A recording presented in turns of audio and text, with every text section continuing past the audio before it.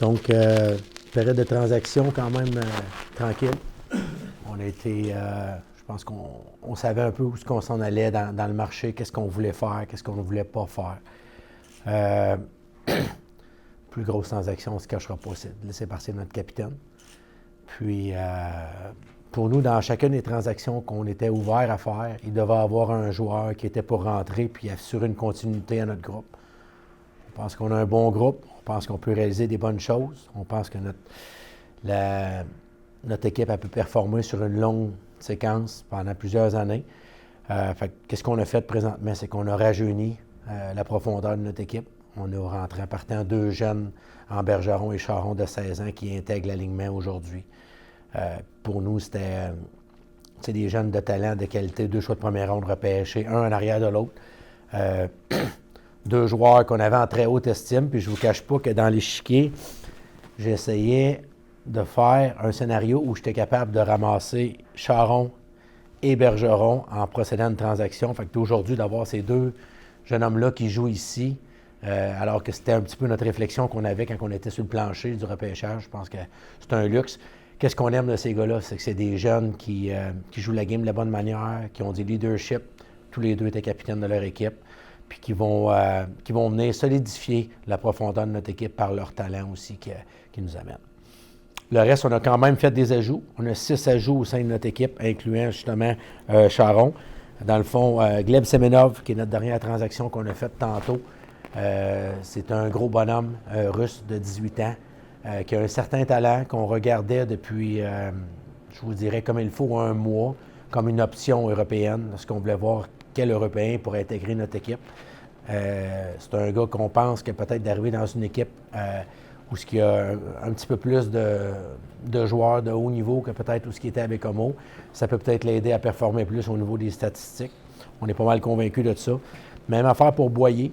C'est un joueur qui, c'est pas une surprise pour personne, c'est pas un secret pour personne, il a fait 80 points dans la Ligue Ninja 3 l'année passée. C'est un gars qui a beaucoup de talent, peut peut-être ressembler un peu à Félix Lacerte en termes de talent. C'est un gars qui est capable d'être clutch pour son équipe. Dans son cas, on va être patient. On a une décision à prendre, voir sur la suite des choses. Est-ce qu'il va rester avec l'équipe? Est-ce qu'il va parfaire son développement ailleurs? On n'a pas encore la réponse. C'est une discussion qu'on va avoir avec lui pour voir c'est quoi le meilleur plan pour lui.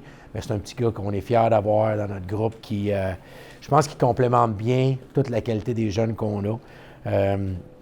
Dans le cas de Jonathan Prudhomme, c'était non négociable pour Jordan Torigny que s'il y avait une transaction qui se faisait, on devait pouvoir récupérer un défenseur dans cette transaction-là, puis un joueur qui allait être important pour nous.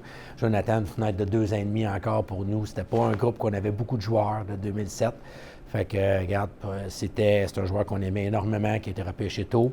C'est un joueur qui a une dimension physique. Puis je pense que quand on veut performer en série, on le sait que c'est important, la dimension physique. On regarde qu'est-ce qu'il a fait à 17 ans l'an passé avec Chicoutimi. Puis il s'était déjà très bien établi. Fait que pour nous, c'était un élément qui était important puis qui allait mettre cette transaction-là en avant-plan de n'importe quelle transaction qu'on aurait un paquet de choix de repêchage. On voulait que nos joueurs dans la chambre continuent d'y croire. On voulait leur emmener du concret. Puis c'est un peu... Chacune des transactions qu'on a faites était en fonction de ça. On ne voulait pas vider le vestiaire. On voulait qu'ils rentrent des joueurs, que des gars aient de l'impact. Puis pour nous, aujourd'hui, on pense qu'on a vraiment amélioré notre équipe. 2 transactions aussi. Une autre transaction mineure, mais Victor Régis qui est revenu avec l'équipe ce matin. Dans le fond... on a Saint-Onge, qui était à Edmundston. On n'a pas vraiment de gardien au Québec en cas de blessure. C'est un gars qu'on connaît, c'est un gars qu'on aime. On connaît son talent. S'il arrive quelque chose, on sait qu'il est capable d'arriver ici pour une talaise qui soit là. C'est un gars qui a une connexion avec notre chambre, avec l'organisation. Pour nous, c'était un no-brainer de le ramener ici là, comme gardien qui pouvait nous dépanner, là, supporter. Écoute, Martin, je me demandais... Parle-moi du noyau de 16 ans, des 2009, tu as parlé de Bergeron, tu as parlé de Charon, vous avez Dumais, il y a Carrier, il y a Corso, vous avez un sacré groupe de 2009. Est-ce que ça te permet de dire qu'avec ce groupe-là, plus les Guy de Salas, la Framboise, vous allez pouvoir peut-être viser les grands honneurs dans un avenir quand même assez rapproché, somme toute, là? Bien, tu sais, je regarde notre équipe aujourd'hui, je pense qu'on a une des bonnes défensives de la Ligue. Je pense qu'aujourd'hui, on compétitionne. T'sais, on oublie où ce qu'on est au classement présentement, bien, il nous manquait quand même Vince Ely qui est blessé depuis avant Noël puis qui va revenir au jeu prochainement. Nos 2 joueurs qui étaient au championnat du monde. Fait qu'on vient de rajouter une ligne aujourd'hui.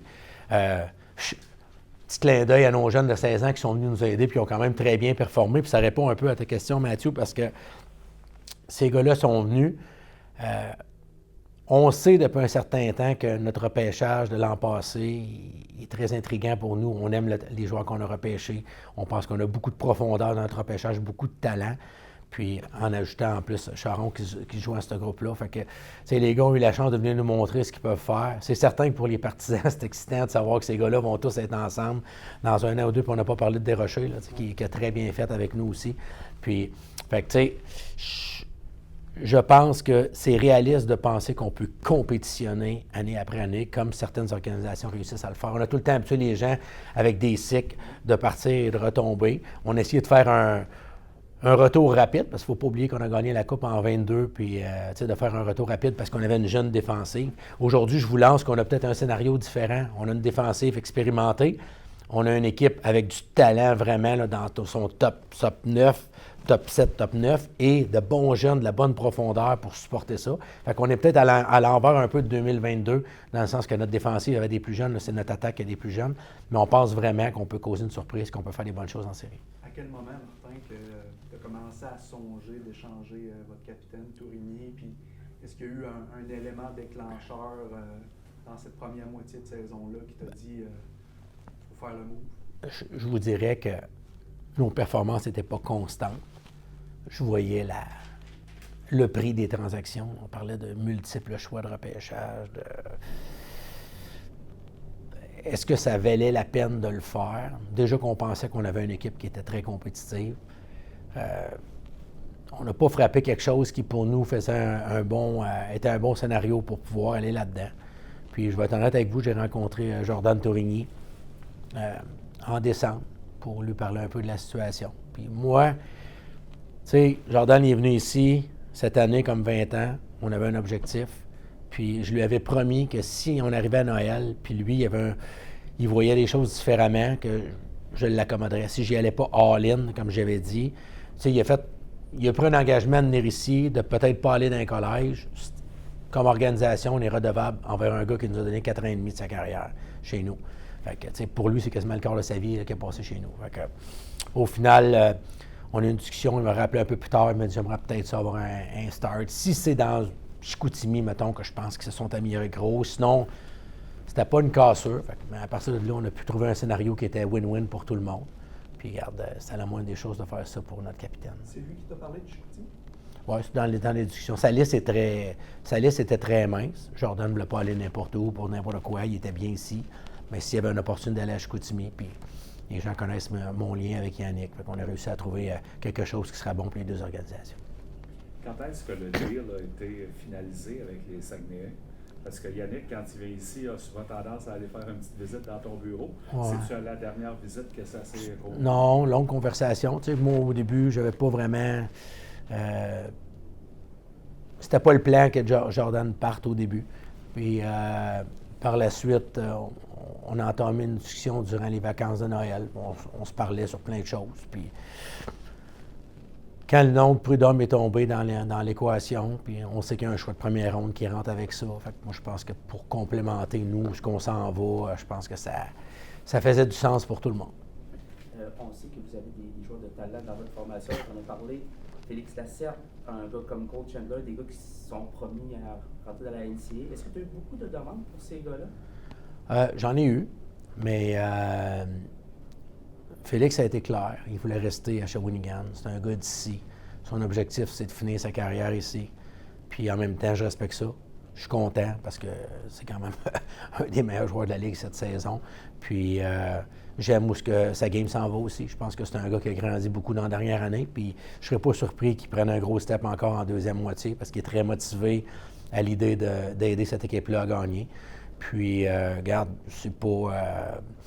tu sais, quand même qu'on a eu un paquet de choix, je pense qu'on a assez de choix présentement. Il y a tout le temps une réalité qui est overdraftée, que tu tu brûles du talent ou tu perds des joueurs importants. Fait que moi, je pense qu'au niveau de notre structure, les choix qu'on avait, la qualité des jeunes qu'on a, fait que, tu sais, si tu penses qu'il y a 2-3 jeunes de ton ancien repêchage qui rentrent, c'est une chose, mais quand tu penses qu'il y en a peut-être 7-8 qui peuvent faire l'équipe dès l'année d'après, bien là, tu as moins besoin, les choix de repêchage sont moins importants un peu. On s'entend, Martin, là, avec ces changements-là, on vient de changer un petit peu le cycle des cataractes.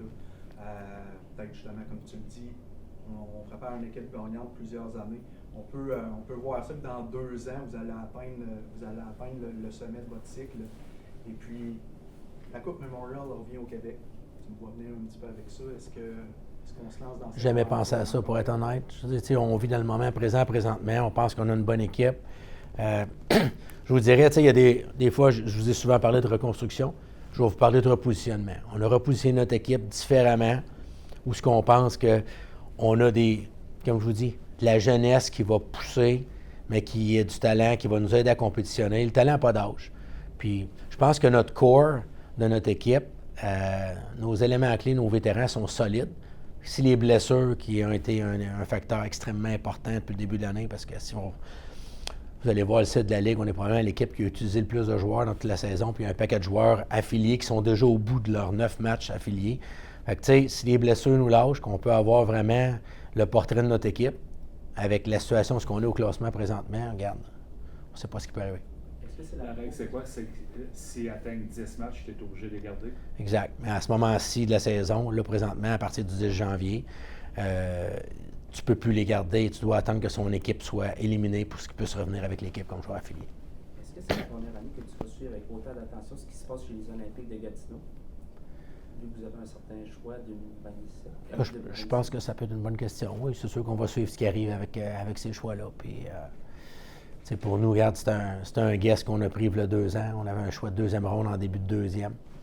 Puis souvent, on pense que le choix, le overnight pick qu'on l'appelle, le choix là, que tu as toute la nuit pour y penser, parce que c'est le premier du lendemain matin, souvent, il y a des équipes qui réalisent qu'il y a des bons joueurs qui sont encore là. Puis on s'était dit que si on avait un choix de première ronde qui pouvait représenter quelque chose d'intéressant pour nous, on le considérait.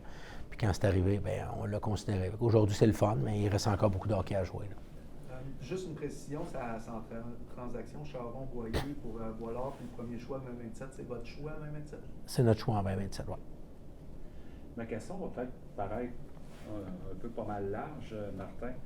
On sait tous le contexte avec l'arrivée de la NCAA dans le hockey junior canadien. À quel point c'est venu influencer peut-être la façon de faire des cataractes dans la période des transactions? Puis en même temps, la même question, mais à la grandeur de la Ligue. Je vous dirais beaucoup. Puis il y a beaucoup d'incertitudes que ça va créer. Là. Je veux dire, tous les échanges élastiques qu'on avait dans le passé, soit, mettons, aller chercher des joueurs qu'on pense qu'ils vont nous donner 2 ans, puis finalement, ils vont être partis après 1 an. C'est une autre réalité. C'est là que je dis que si tu repêches pas bien, si tes jeunes ne sont pas capables de performer rapidement, je pense que ça devient plus difficile de dire que, regarde, on va emmener nos cycles à maturité. Puis c'est un peu qu'est-ce qui est en arrière de notre positionnement, je pense, de la manière qu'on l'a fait. Là, on veut vraiment avoir une continuité. Puis il s'agit juste que tu tombes sur un bon groupe, qui ont une certaine chimie ensemble, puis qu'il arrive quelque chose de bien. Mario Cecchini, en début de saison, parlait d'une période de flottement de peut-être 2 ans, le temps que vraiment on prenne connaissance pleinement de l'entente et de tous ses impacts. As-tu pas mal la même sensation que ça risque d'avoir un flottement de 2 ans, puis après ça, on saura où est-ce qu'on s'en va? Assurément. Tu sais, on va voir. Il va y avoir des bonnes décisions d'aller vers la NCAA à un plus jeune âge. Il va en avoir pour qui ça va être une moins bonne décision. Puis c'est certain que, regarde, nous, on ne contrôle pas ça. Fait que tout ce qu'on peut faire, c'est faire le meilleur avec ce qu'on peut offrir à nos joueurs chez nous, dans nos organisations, les encadrer le mieux possible, qu'ils soient bien ici, puis que, justement, ils pensent à quitter plus tard.